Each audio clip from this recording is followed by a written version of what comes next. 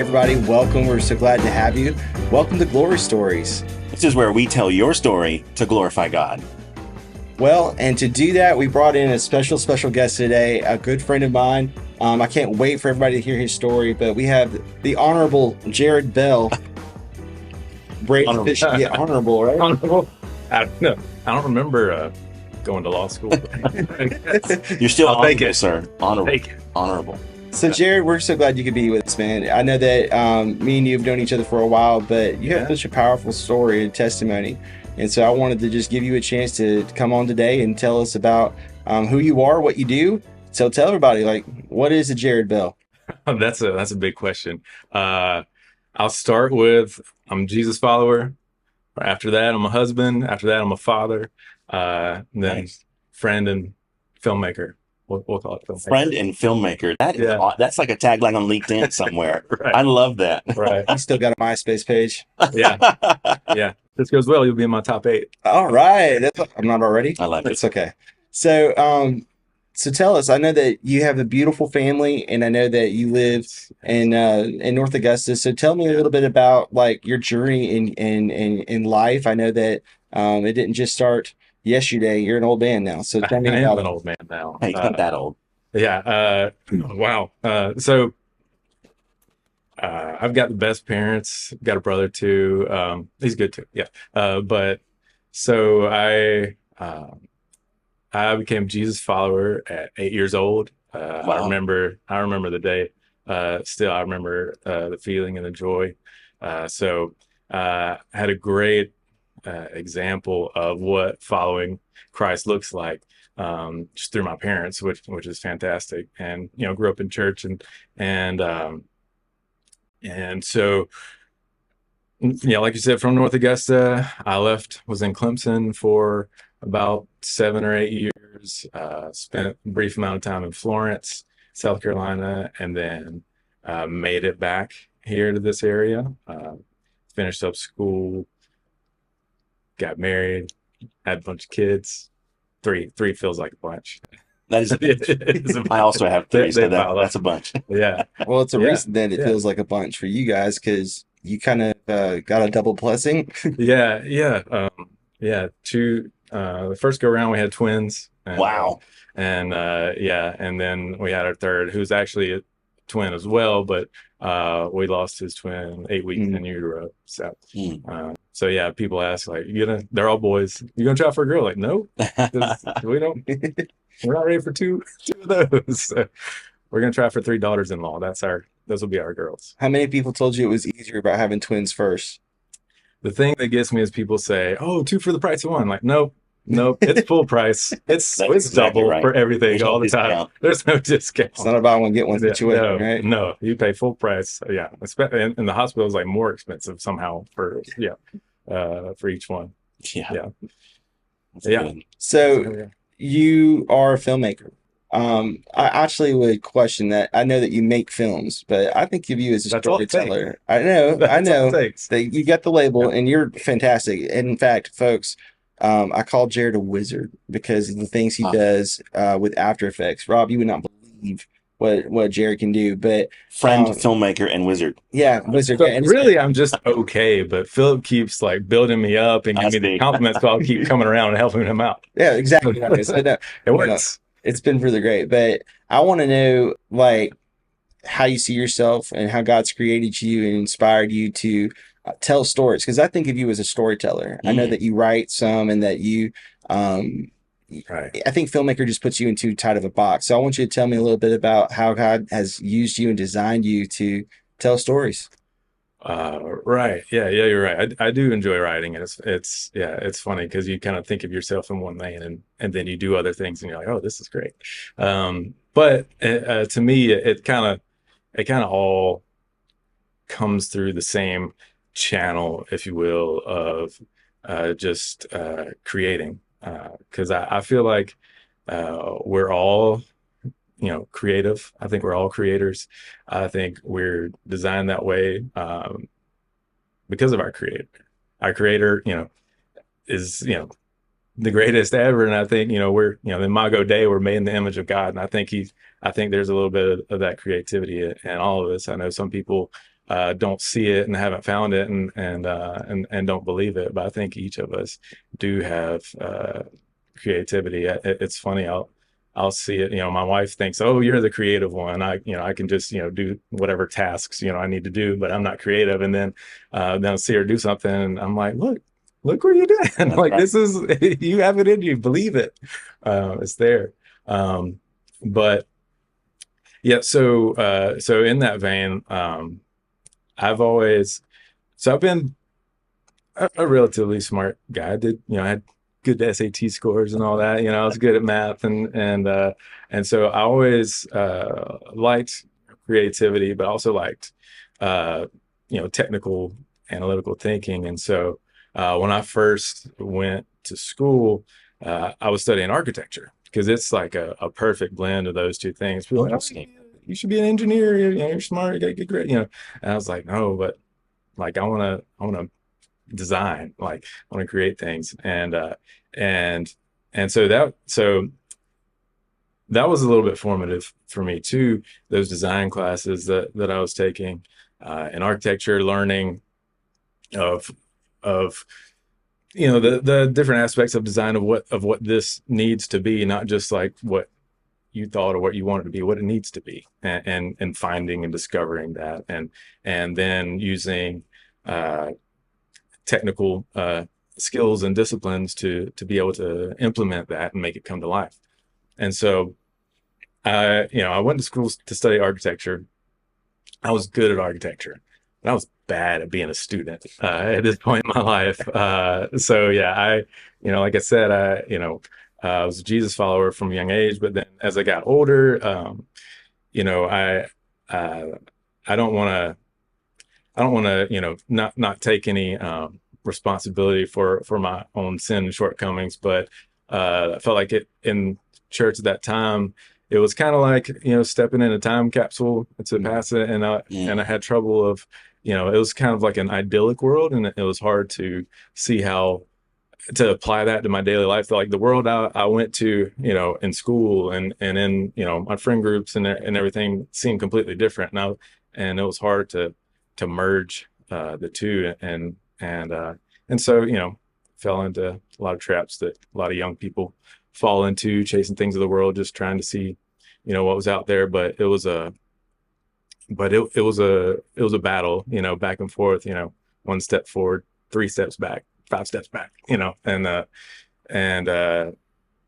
and so yeah, so I was in and out of school at that time, just not being responsible, not following God closely, trying to at times, but just really struggling personally throughout those years, and eventually, that's a great thing about God is He's relentless.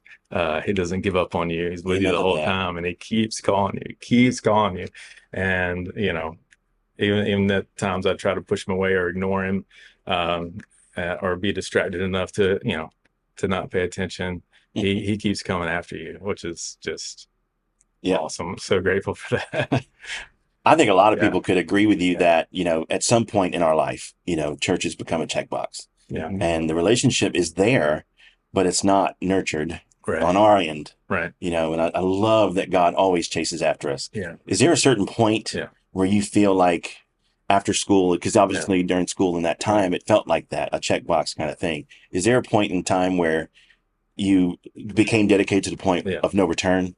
Um, so yeah, I'd kind of just buried the paper with the boxes on it. Wasn't even like, trying to check it, but like just kind of on my own, would like I would be at parties throughout the weekend, and then like that night I'd be like trying to read my Bible and trying to like I'm like trying to go back and forth and like just trying to do it all. But I started I started visiting a church in that area, um, and it had some kind of practical teaching, which is what I really needed at Mm, that point in my life, and really kind of I wouldn't say open my eyes, but really spoke to me at that time, and uh, God really started working on me, and the more I started to surrender, Mm, the more closer I became to Him, and really shifted priorities in my life. Because I was kind of aimless and drifting for a while there, but really just kind of got kind of a heart change yeah. there, just through um, him not giving up on me, and still calling me to himself, and then I started developing that relationship with him, and just wanted more and more and more, Mm, and so then that's what my habits and my activities were around that. Then at that time blogs were huge. I was reading every blog I could find, with Christian living and stuff like that, and different pastors that I connected with, and trying to get involved in church. And then I finally, I had been in and out of school for years, and had moved, like I said, moved away to a different spot, and things weren't working out there. And at some point, my parents were like, "Hey, if you wanted to move back home and get back in school, you can stay with us." And I was like, that's a great idea. And so I did. I made it back home, went back into school, and at that time, I had no idea what I was going to be doing. I thought I was going to be an accountant. Um, which sometimes I think maybe I should have. I'd be making a lot more money now now I know why if you I call him a did. wizard. Yeah, If, He's had training in almost uh, everything. There's so many different sectors.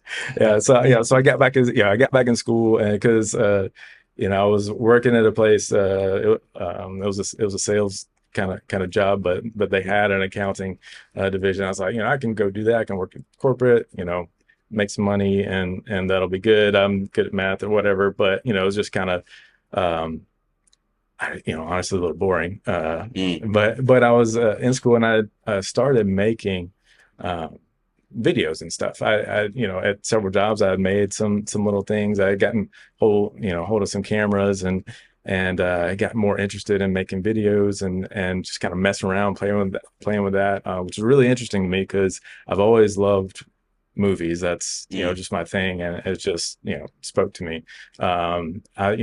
Lots of times, sometimes the movie is better than the book, and that's okay. so That's okay. okay, pause right now. Give me your top three movies of all time. Ready, go.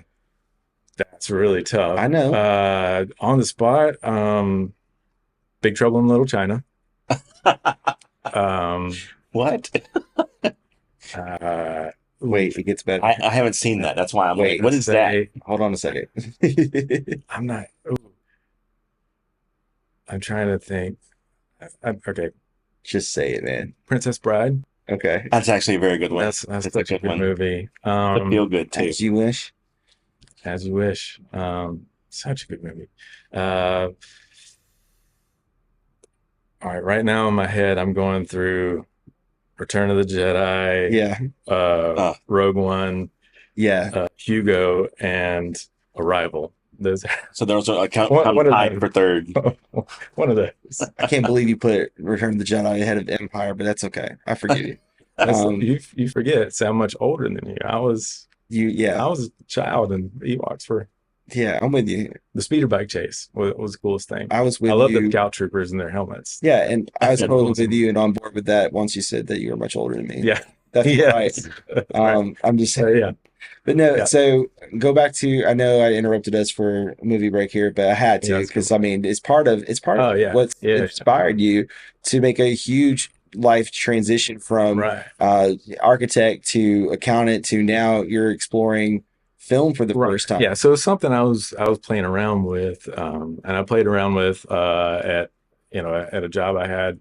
Um, I was in a leasing office, a leasing consultant, and did some little promotional things, graphic design wise, and then because I had that design architecture background, did some graphic design stuff, but then we kind of played around with some video stuff, and it was at this time where video capabilities were really kind of shifting, going from this kind of tape based Mm. world to DSLRs Dark times. They were dark times. and what they can do, because you had the 5D Mark II come out, Changed everything. and it changed everything. It really did. It was like this DSLR revolution, and all of a sudden, like anybody could get their hands on something and make it look cinematic and have a shallow depth of field, which didn't exist really, in any kind of attainable way for most people. Anyway, that was kind of going on at the time. So I'd started doing some stuff, and then I was back here, and I was plugged back in the church, and was um, doing a lot there, and then started doing just some little video stuff there, because there's always cool video stuff Every you can church do. needs it. Every church Church needs needs it. it, right? And so I been doing some stuff on the side there, and then in school, I'd gotten back into school, studying to be an accountant, but I didn't get very far at that. By the way, I was knocking out some core stuff, but touched on a little bit. But anytime there was any kind of like project or group project, I'm like, can we do a video instead of a paper or whatever other presentation? Can it be a video? And all the other And future accountants yeah, said, I want to be on yeah, video. I don't want to talk. I don't want right, to be anywhere. right. So yeah, I want to crunch numbers in a dark room somewhere. made some videos, and they went over really well, and and one of the professors I had, she kind of on the side was also an actress, and she was Oh, at something, in something locally. We got extra credit for going to see her in one of her plays at Bell Auditorium. But she's like, no, no, no, no, this is, she's like, what are you studying? She's like, no, this is good, like you should look into this. And I was like, yeah, maybe. I mean, thanks. I mean, I enjoy it, but I'm Just a kid with a hope and a just a prayer. little old me, in South Carolina. I'm not in LA or New York. I can't do any, film stuff. Like, that doesn't exist. That's not real. That's just, pipe dream stuff. Mhm. And so I, uh, so here's what happened. I took a small group. When I say small group, it was like me and like one or two other people, to this thing called Collegiate Week. It was at Ridgecrest Conference Center in North Carolina, in Black Mountain, North Carolina, and they had this Collegiate Week thing. And so I was, at the church, I was helping lead college age group, young adults, and they had this Collegiate Week, and we went there, and it was fantastic. They had, it was speakers and worship, and they had different um, organizations, ministries like represented that you could connect with, all different kinds of things, seminaries, and just all, you can connect with them all. It was great, but um, it was there. I think it was the second time. I went twice. I think it was the second time we went, and it was there just during one of the messages. I don't even remember what the guy was saying, but I remember what God said to me. Yeah. I don't remember what Boy, the that's preacher good. said, but I remember what God said to me during that message was that, that passion that you have for filmmaking and storytelling. And that passion, I'm like, yeah, I'm aware. And God's like, I gave that to you. And I was like, oh, wow. oh, oh, wait a minute. Oh no. Oh, okay.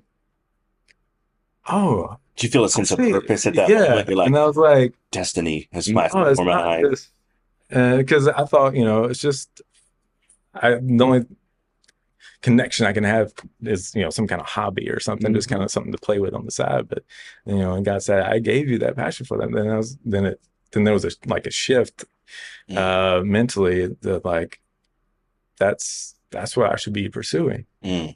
And uh I want to say, while I was still there at Collegiate Week, uh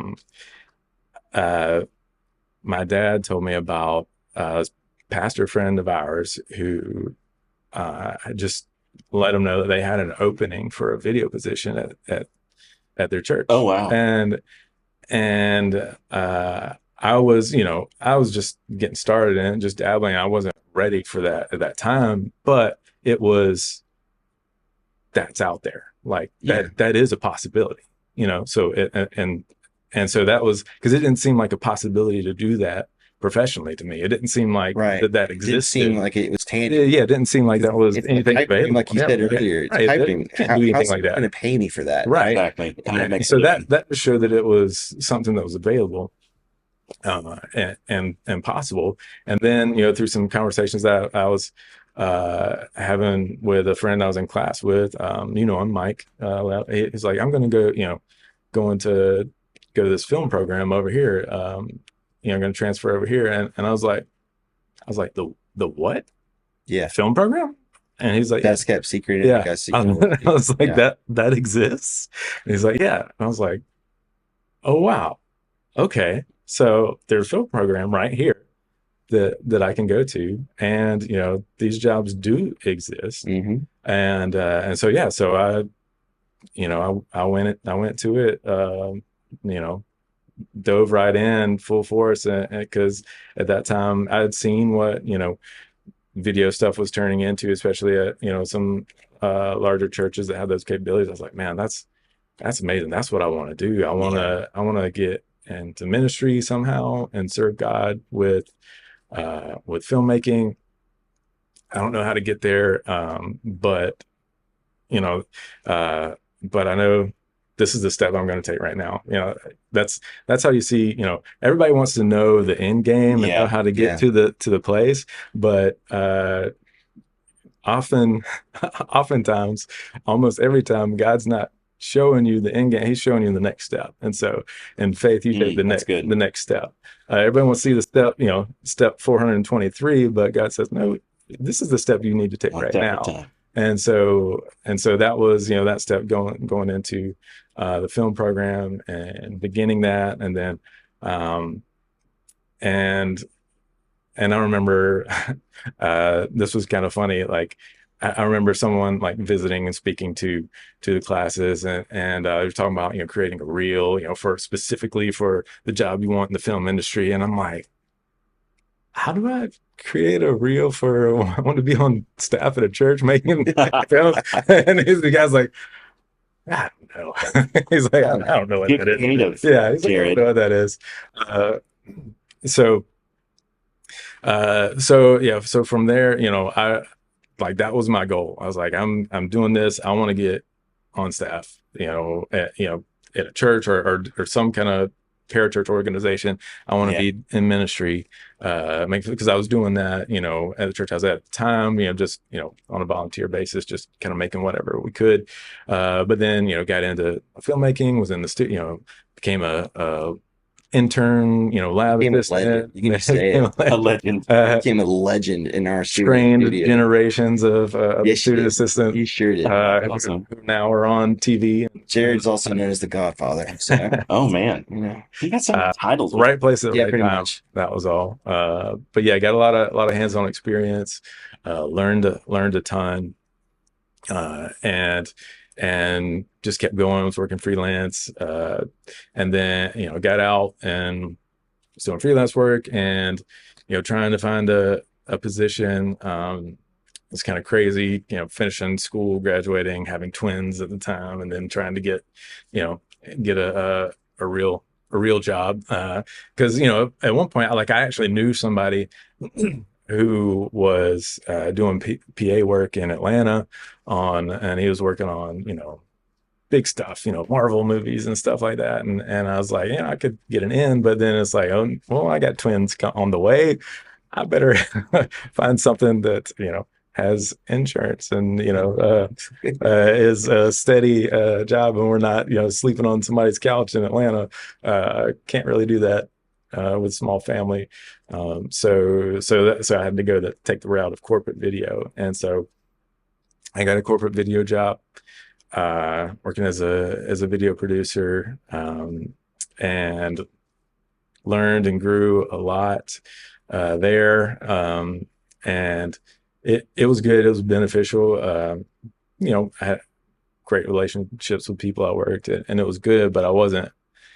I knew that wasn't where I wanted to be ultimately. Because that's it's fine, and there's benefits to it, but I always kind of had an eye open for what else was going on out there, if there was anything, ministry related. And I got discouraged a lot because there wasn't, or it just didn't happen, or um, and it was tough because I was criminally underpaid at that time too. So that was the other thing. Other reason I wanted a different job, but gained a lot of experience, and during that time, we had transitioned to a different church in the area, and I was volunteering there on the production team, and at some point, a position opened, like the position that I wanted. But so before that, I don't want to get ahead of myself there. I think this is important to consider. Like I wanted to be in ministry. Like I wanted to be doing that somehow. And in my mind, I think this may have been, in retrospect, may have been a step, is that I had applied for something that would have been in support of missionaries, in support of missionaries on the other side of the world. And so like I was ready to take, my wife and three small children to the other side of the world. Like I Wow. was in the, some conversation in the interview process, uh, and I was ready for it. I was ready to go, and it didn't happen. And Oh, I was disappointed because I really wanted to.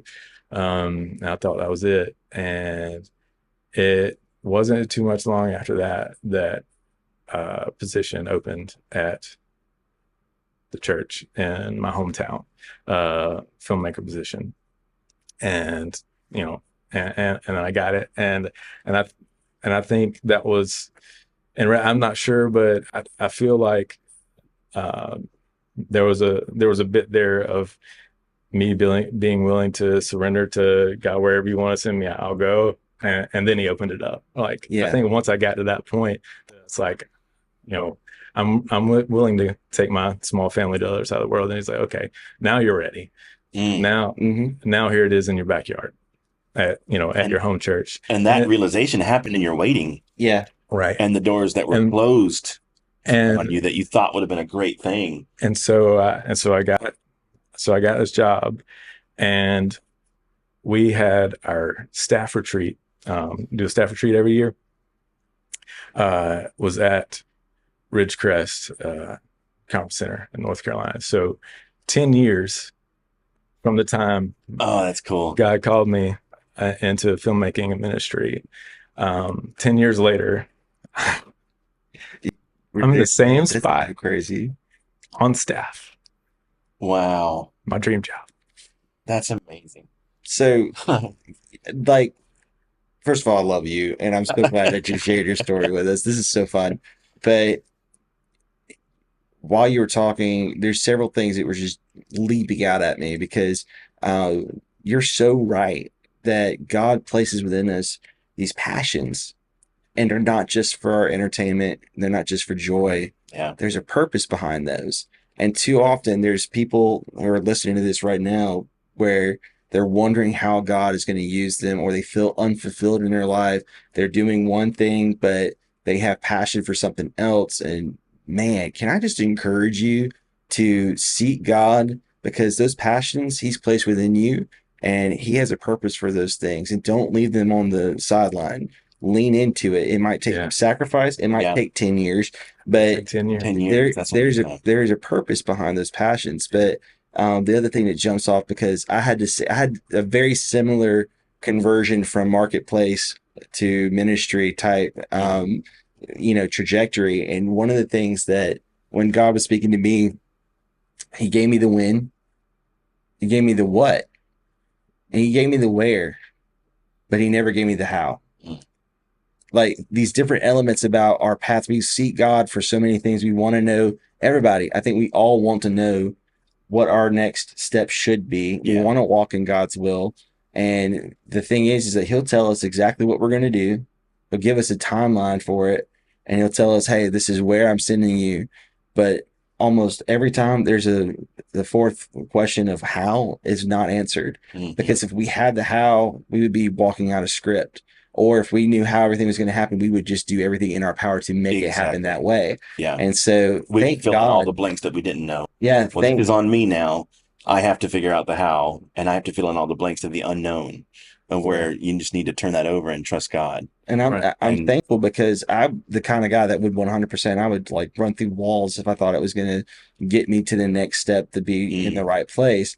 But God gets glory from us not having the how, for us just taking the step of faith. It's where we can just totally throw our hands up and say, yeah, this is totally not anything that I've done. It's what God's done using me and through me by his grace and for his glory. So it's Yeah, been he cool. shows you that step that's right in front of you. He Yeah. doesn't always show you what's, at the end of the road, or down the line, which is what we want to see. We want to know, but like that's Or it could be where he shows you the immediate next step yeah, and he'll show you 10 or 100 right. steps down the road, yeah, but there's nothing Yeah, connecting the two. And you have to just wait right, until he reveals it. And that's just, it's a patience game, but yeah, that's again where God has in my life. I can testify that that's exactly where he's done the most work on me is when I've just thrown my hands up and said, okay, like I know where we're going, but I'm not gonna get out in front of you. mm, That's the kind of thing that blows me away is when you have the courage like you did with a young family. You had mouths to feed, and I mean twins. hmm They probably that's two for the hmm price of one, right? So we talked about that. So like oh, that's a lot, for the price of and two. to yeah, be able, We talked about. yeah, I know. yeah, So like I think that the courage you displayed, man, what a testimony to be able to just throw back and say, you know what, God, it's going to happen when it happens when you do it. Yeah. I love that. That's cool. yeah, Yeah, and I like the willingness that you showed too. Because a lot of people don't get to that point to where they feel the passion, they right, feel the call, but they don't show the willingness to wait and wait for the right opportunity to come across. right, And yeah, you were out there talking to people, and like the missionary thing, but I don't feel like a lot of people would get to the point where they're like, I need to force a decision. And I felt like a lot of patience when you talked about your story that you were really just waiting on the Lord, yeah. and did you have a peace about it when you were waiting through those 10 years worth of time, or Uh, yeah, yeah. I mean, there's a lot of different emotions. Sometimes there's a lot of frustration because I wanted to change and it wasn't happening, and then I think that's God brought me there to mm, the place of of peace. Developing, just building my relationship with Him. mm, Just daily, he brought me to that place of peace, and it brought me to that place of okay, I see these opportunities, and I'm gonna have an open hand on what this should be. I know you've called me to this. I don't know what it is, and lots of times we want to close our hand on the one thing that we think it is. This is Hmm. yeah, this thing, and when you get to the point where you open your hand and say, I don't know what it is. I know you've got me in this direction, and so maybe it's this. I'm gonna open myself up to these things. And there were several things that was one of them. There was a couple others I opened myself up, like maybe it's this. And so I look for it, and it wasn't those, but I was open to them, and then God put me where I am right now, which is where I was trying to be all along. yeah, the dream. How many films are you making a year now on average? To not just I know that's a terrible question, Right. but like Like, how are you serving your church? How many times a year are your projects uplifting somebody? um, so that's a big question. I don't know how to put that. So yeah, so for a lot of what we do, it's people say films, you think, oh, like feature length movies. Like that's not really what I'm doing. It's a lot of testimonial stories, and then there's a lot of video stuff that's event highlights, and things like that, and things that we use that are played during different events, for what's going on. And then there's a lot of things that we're a church. We do different series. We'll be in a sermon series for 3, 4, 5, 6 weeks, something like that, and it has a theme and a title, and we'll make make something that's related to that kind of sets the expectation and the mindset, and so it's like a little we'll make bumper videos. We call them bumper videos, and it's just short, 40 to a minute and a half thing that but sometimes we put a lot into those, and travel, across the state to go film something. But I mean, there's, a lot of those throughout the year. And sometimes we take big swings on things at, Christmas and Easter, and we'll make some big productions. Like this past Christmas, we had time traveling Christmas mice. And that's, yep. Oh, that's yeah, cool. we did. And it pointed to Jesus. Believe me or not, it did. It did point I've to seen Jesus. it. It really does. It really Did the does. three Yeah. blind mice Right, receive their right. vision? Yeah, They were, definitely. Or was no, that's not their theme? that was, the filmmakers were the blind ones, it felt like sometimes, but no, There's an angel it, character that's a little bit out of hand. yeah, Oh, I okay. did. Yeah. So Put we myself got in to it. tell people this now. We'll put a link in the show notes so people can go and find this video, if you're open to that. Sure. But yeah, it was really a great video. And like Jared called me and he's like, "Hey, would you mind helping me on this project?" And I mean, we help each other with different things, and so I'm like, "Sure." And I didn't realize until much later that he was actually one of the stars of the film. And for all the years I've known Jared, he's been behind the camera with me. And so it was just staggering to see him running lines before we were filming. Yeah. And he was very well prepared, very good acting chops. You can look him up. Jared, where's your headshot so we can send it? I don't have those. Well, yeah, we're still waiting on those. Yeah, it's easier to remember the lines when you've written them all. That's true. Yeah, I guess so. I don't know Yeah. if I would be any good at that, but I think Yeah, well, yeah, funny. Yeah, Philip complimented me on my acting, which was great, but the shock in his voice was, I'm not sure, is this a Yeah. compliment or not? Yeah. Like you did well. I was so surprised. could not hide the Yeah. fact that I was surprised. But it's just, Yeah. you Yeah. think you know a guy, Yeah. Yeah, it's like that actress that found you at school. All right. No, this is really good. Yeah. You should do something with this. Yeah. Now you said you wrote the script, and also very early in the chat with us, you talked about you're a writer too. Do you write creatively, like for any kind of outlets or anything like that? I mean, there's just things that come up, projects that we do, and there's always film ideas that are floating around that it's just like I'm sure everybody that writes anything trying to get it down, get it on paper, but yeah, there's some things that we do.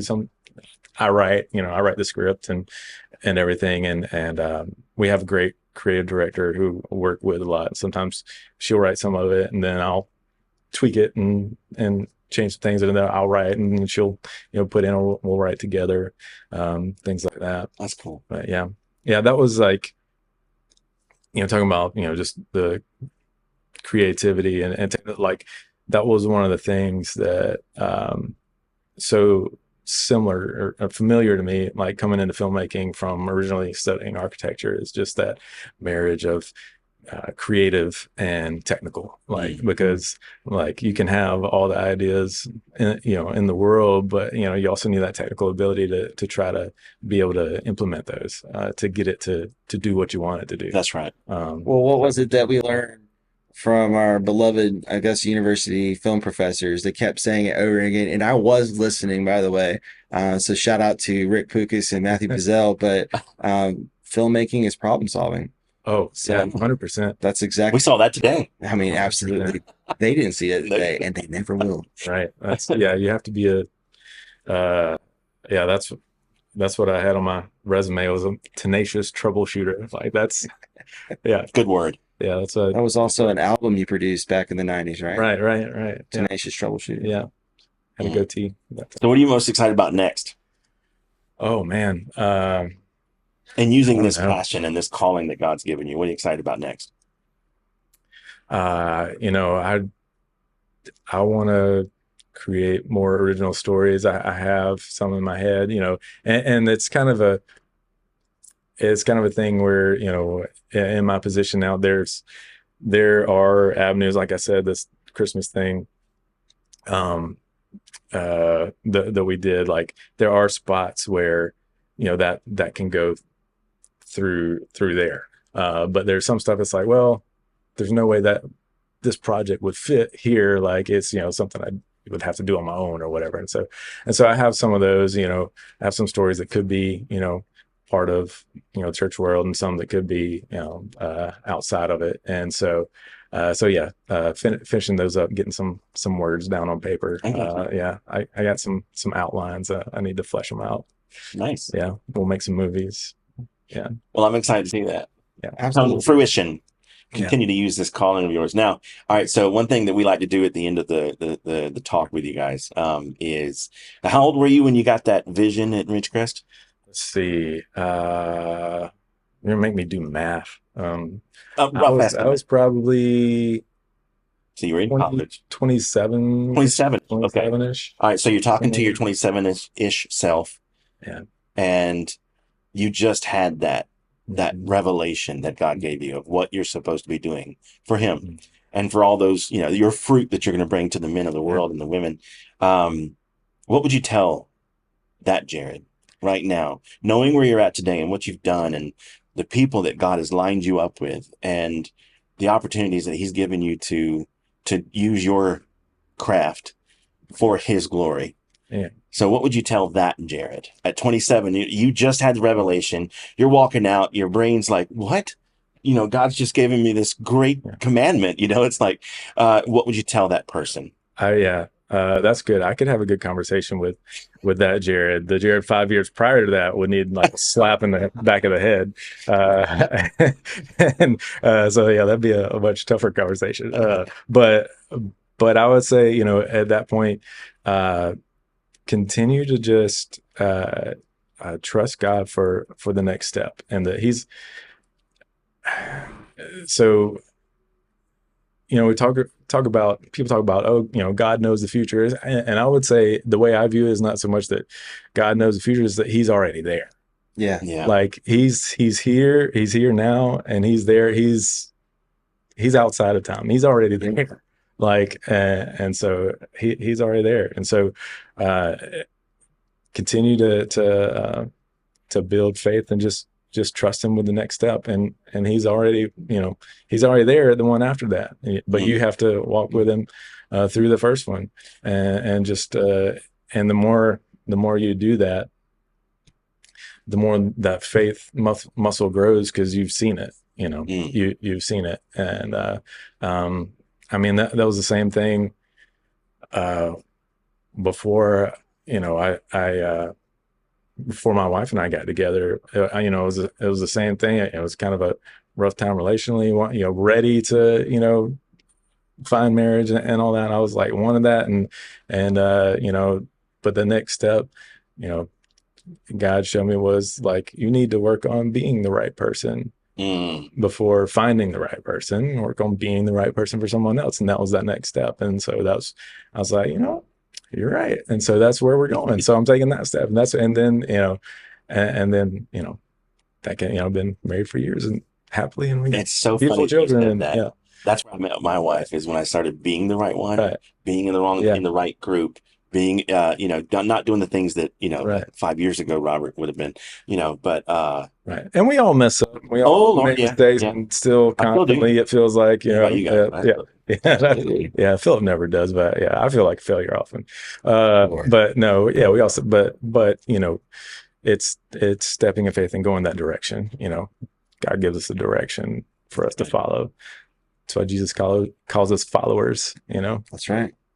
We go that way after Absolutely, Him. man. That's the thing. Following him, even if we know where he's going, the way that we stay sane is to not try to jump out in front of him. Yeah. So that's that Yeah. discipline and Oh man. patience that it Yeah. requires. But That's so true. I just had a field trip with my two oldest. They had an orchestra field trip to Carowinds, and I was a chaperone, and so after they did their performance, which they did superior, which is great. Uh, I had a small group of them, and we're walking, and one of them, it's like, we're going this way, and one of them gets out in front and he starts crying. I'm just watching him walk away, and I'm like, hey, where are you going?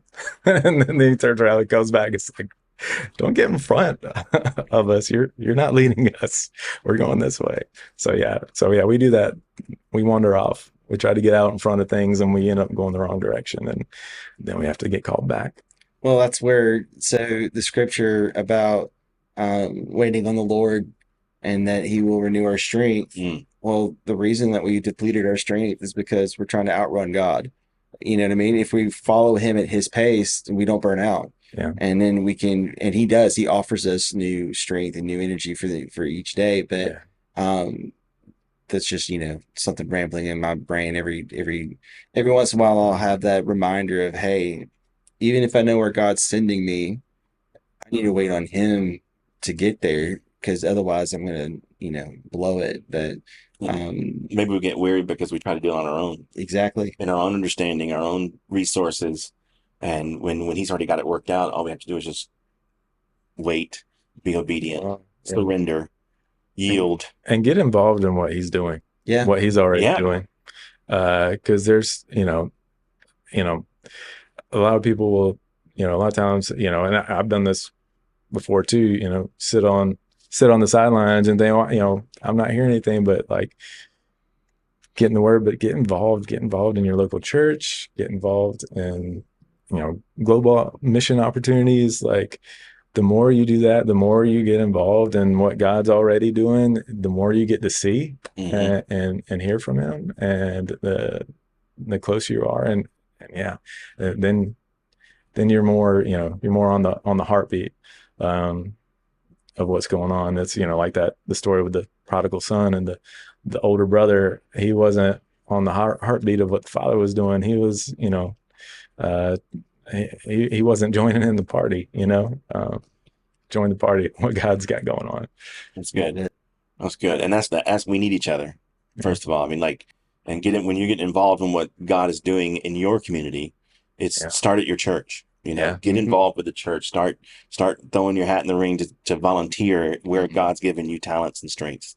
That would be first and foremost. And then, you start having ideas of bigger things outside of the church. Right. Then you start getting your friends, like, right. Your friends together, and then you can do things outside of church as well that'll bring him glory. Yeah. There's that, man. There's so like much. a podcast. Yeah. Podcast. It could be a whole nother episode just on the things you've seen, like just getting involved and being a mission and stuff. So the relationships you build and just how much that grows you, and just the encouragement of like